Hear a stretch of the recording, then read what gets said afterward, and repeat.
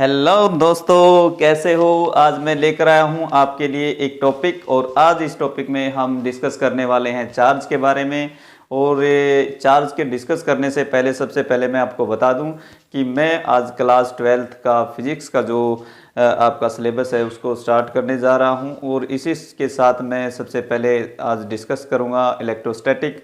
और इलेक्ट्रोस्टैटिक में क्या है कि इलेक्ट्रोस्टैटिक को हम क्या कैसे बोलते हैं, वो किसकी ब्रांच है, ये सब चीज़ें आज हम सीखेंगे। सबसे पहले छोटे छोटे हम एग्जाम्पल लेकर भी समझेंगे कि एग्जाम्पल में किस चीज़ को लेकर बताया गया है कि इलेक्ट्रोस्टैटिक क्या है क्या नहीं है, किस तरीके से वर्किंग करती है। तो चलिएगा दोस्तों, आज स्टार्ट करते हैं। तो श्री गणेश करते हैं आज सिलेबस को स्टार्ट करते हैं। तो दोस्तों, अपने दोस्तों के साथ अगर किसी को आपने शेयर नहीं की है तो आप शेयर कीजिएगा वीडियो को। और एक और बात है कि भी आप वीडियो पर बने रहिएगा ताकि मैं आपके लिए उन न्यूमेरिकल का सॉल्यूशंस भी करा सकूं जो न्यूमेरिकल आपके लिए बहुत ज़्यादा इंपॉर्टेंस रखते हैं। तो दोस्तों बने रहिएगा वीडियो पे और दोस्तों के साथ ज़रूर शेयर कर दीजिएगा ताकि आपके दोस्तों को भी ये चीज़ें समझ में आ जाए। तो चलिए दोस्तों स्टार्ट करते हैं। सबसे पहले क्या है आपकी इलेक्ट्रोस्टैटिक क्या है। सबसे पहले फिजिक्स क्लास सब्जेक्ट आपका फिजिक्स है, क्लास 12th है और यूनिट फर्स्ट है। इलेक्ट्रोस्टैटिक का आपकी यूनिट है। इलेक्ट्रोस्टैटिक का मीनिंग क्या है सबसे पहले तो हम समझ लें। इलेक्ट्रो का मीनिंग क्या है सबसे पहले यहाँ पे जान लेते हैं। इलेक्ट्रो का मीनिंग होता है भाई इलेक्ट्रॉन्स, यानी कि चार्ज। क्या है ये चार्ज है आपके। चार्ज कौन से हो सकते हैं, पॉजिटिव और नेगेटिव हो सकते हैं। स्टैटिक का मीनिंग क्या है यहाँ पे, स्टैटिक्स। स्टैटिक्स का मीनिंग है यहाँ पे, मैंने इस दो पूरे वर्ड को तोड़ दिया यहाँ पे। तो मैंने कहा कि स्टैटिक्स का मीनिंग रेस्ट है। किसमें, कौन सी चीज़ है, यानी कि ये चार्ज रेस्ट में है। किसमें भाई, ये चार्ज आपके रेस्ट में है। तो इलेक्ट्रो का मीनिंग आपका जो हमने इसको तोड़ के बताया, इस वर्ड को पूरे इलेक्ट्रोस्टैटिक को हमने ब्रेक डाउन करके बताया। तो इलेक्ट्रो का मीनिंग मैंने बता दिया चार्ज है और वो प्लस और माइनस हो सकते हैं आपके, दो ही चार्ज हैं आपके पास में। दूसरा स्टैटिक्स क्या है, स्टैटिक का मीनिंग होता है रेस्ट, यानी कि कोई चीज़ रेस्ट में है, उसके रेस्ट में रहते हुए क्या क्या प्रॉपर्टी गेन हो रही हैं, क्या क्या प्रॉपर्टी निकल के आ रही हैं, वो सारी चीज़ें हम यहाँ पर सीखने वाले हैं। तो दोस्तों बने रहिएगा वीडियो पर लास्ट तक, तभी तो आपको समझ में आएगा टॉपिक। तो सबसे पहले मैं इसकी एक आपकी स्टेटमेंट दे देता हूँ कि इलेक्ट्रोस्टैटिक क्या है। ये कहता है कि the branch of physics which deals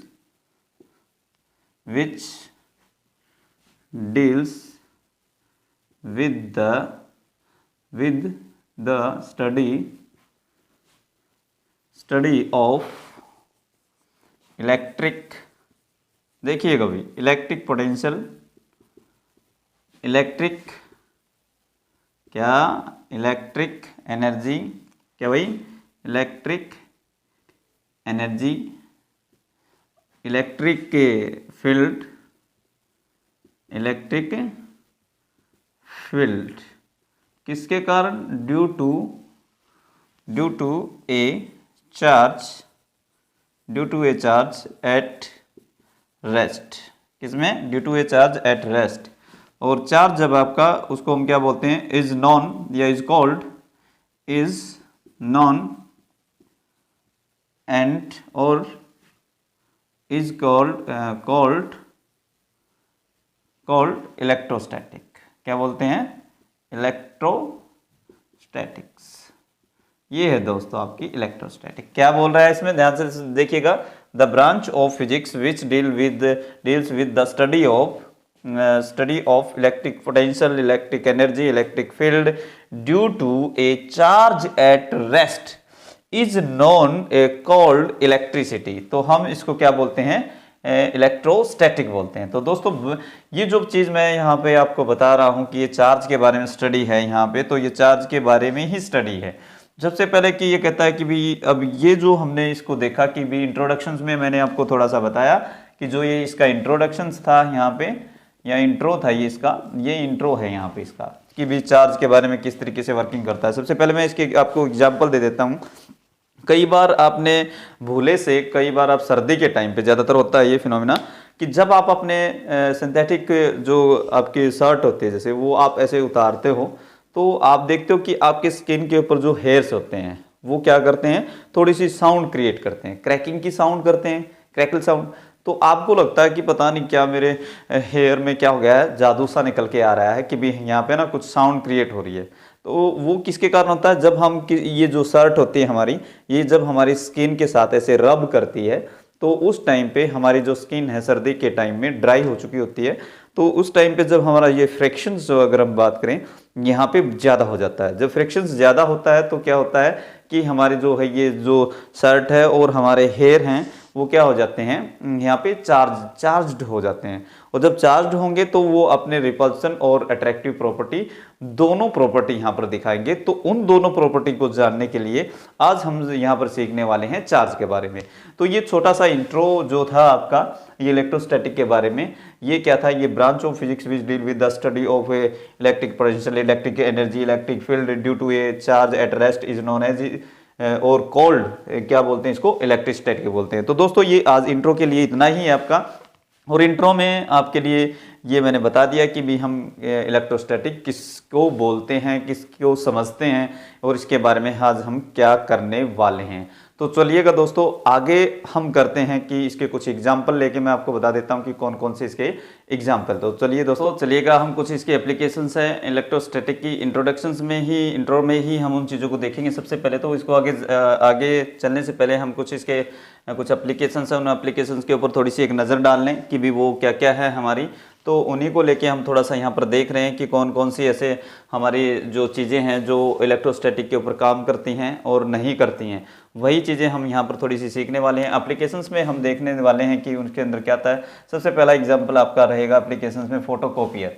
जो आप अपने ओरिजिनल डॉक्यूमेंट की जब आप फोटोकॉपी कराने के लिए जाते हो तो वहाँ पे आपको लगता है कि भी वहाँ पर एक मशीन रखी हुई है, उस मशीन में हम अपनी डॉक्यूमेंट को डालेंगे और उसके बाद हमारी जो कॉपी है वो रोल होके बाहर निकलेगी। A4 से जो आपका पेपर होता है उसके ऊपर आपके सारे के सारे प्रिंट होके जितने भी डॉक्यूमेंट के ऊपर जो जो वर्ड लिखे होते हैं, अल्फ़ाबेट लिखे होते हैं, वो सारे के सारे क्या होते हैं A4 पेज पे सारे के सारे बाहर निकल कर भाग जाते हैं।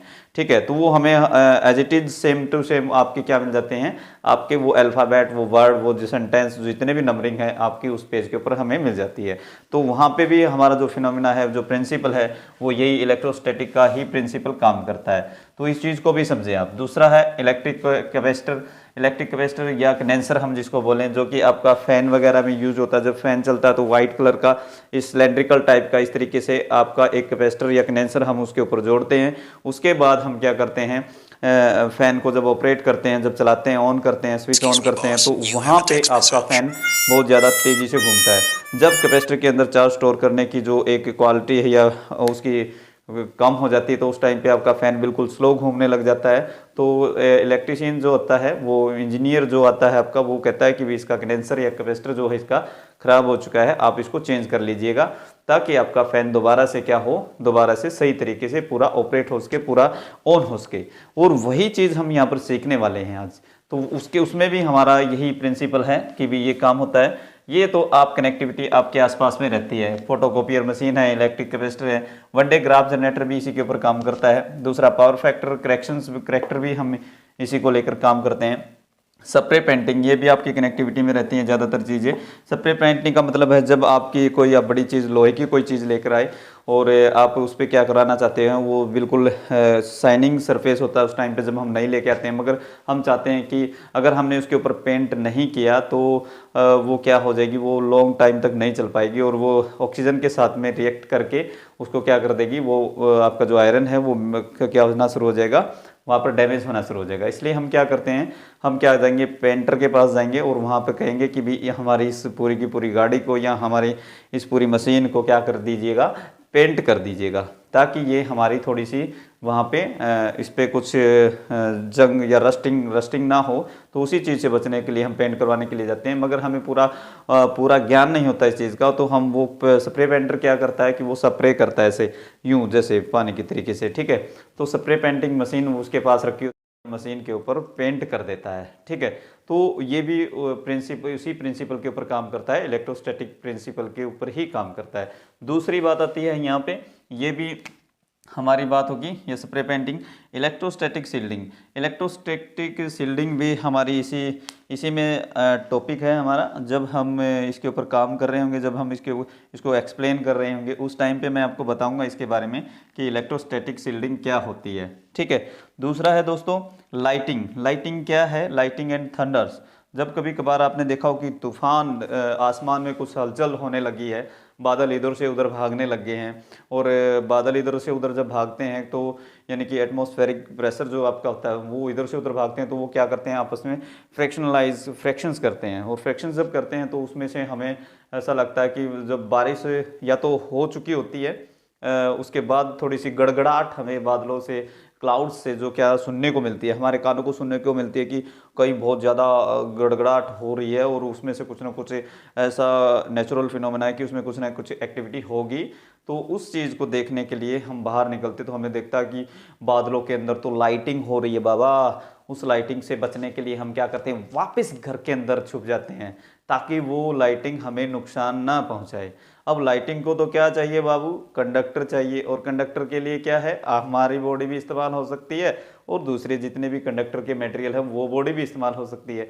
इसलिए हम तो भाग के अंदर की तरफ छुप जाते हैं और जो नॉन लिविंग थिंग्स है वो बाहर ही रहती हैं। कई बार वो लाइटिंग उनके ऊपर गिर जाती है, उनको डैमेज कर देती है। तो दोस्तों वहाँ पर भी हमारा इलेक्ट्रोस्टैटिक का फिनोमिना ही या प्रिंसिपल पे ही काम होता है यहाँ पे। ठीक है। थंडर्स यानी कि तूफान जितने भी वहाँ पे उठते हैं और बनते हैं। एटॉमिक स्ट्रक्चर तैयार करते टाइम पे भी हम किसका कौन से प्रिंसिपल का यूज़ करते हैं, इलेक्ट्रोस्टैटिक प्रिंसिपल का यूज़ ही करते हैं। तो दोस्तों ये एक स्मॉल इंट्रोडक्शन था। आई होप आप इस चीज़ को समझ चुके होंगे कि भी इलेक्ट्रोस्टैटिक क्या है, इलेक्ट्रोस्टैटिक में हमें क्या काम करना है, आगे चल के हम क्या क्या उन चीज़ों के बारे में पता करेंगे। तो दोस्तों आगे अब हम शुरुआत करने जा रहे हैं इलेक्ट्रोस्टैटिक के बारे में। तो दोस्तों आपके अगर चैनल पर नए हैं तो चैनल को सब्सक्राइब कर लीजिएगा और दोस्तों के साथ शेयर ज़रूर कर दीजिएगा ताकि आपके दोस्तों को ये जो टॉपिक मैं कराने वाला हूँ ये टॉपिक आपके दोस्तों को समझ में आ जाए। और समझ में आने से मेरा मतलब है कि भी आपके इन चीज़ों से आपको हेल्प मिल जाए। मैं न्यूमेरिकल भी कराता रहूँगा साथ साथ में। सैटरडे को हम न्यूमेरिकल करेंगे और बाकी दिन हम अपने सिलेबस को आगे बढ़ाएंगे। तो दोस्तों आप बने रहिएगा वीडियो पर और देखते रहिएगा किस तरीके से हम ये करेंगे। आज मैंने इंट्रोडक्शंस डाला है फिजिक्स का यहाँ पे, इलेक्ट्रोस्टैटिक का। तो दोस्तों इस इंट्रोडक्शंस को आप क्या करें, समझें अच्छे से, इसको सीखें, इसको थोड़ा सा कॉपी में आप उतारना चाहते हो तो नोट करना चाहते हो तो नोट कर लीजिएगा और दोस्तों के साथ भी ज़रूर शेयर कर दीजिएगा। तो ये दोस्तों ये मेरे लिए आपके लिए कुछ एग्जाम्पल थे। तो दोस्तों अगली वीडियो में फिर से मिलते हैं। अगली वीडियो में हम चार्ज के बारे में डिस्कस करेंगे। तो दोस्तों बने रहिएगा वीडियो पे और चैनल पे। और चैनल को अगर आपने सब्सक्राइब नहीं किया तो आप चैनल को सब्सक्राइब ज़रूर कर लीजिएगा दोस्तों। और दोस्तों के साथ ज़रूर शेयर कर दीजिएगा ताकि आपके दोस्तों को भी समझ में आ जाए इसके। ठीक है। तो दोस्तों आज के लिए इतना ही। जय हिंद, जय भारत। अगली वीडियो में फिर से मिलते हैं, तब तक के लिए जय हिंद।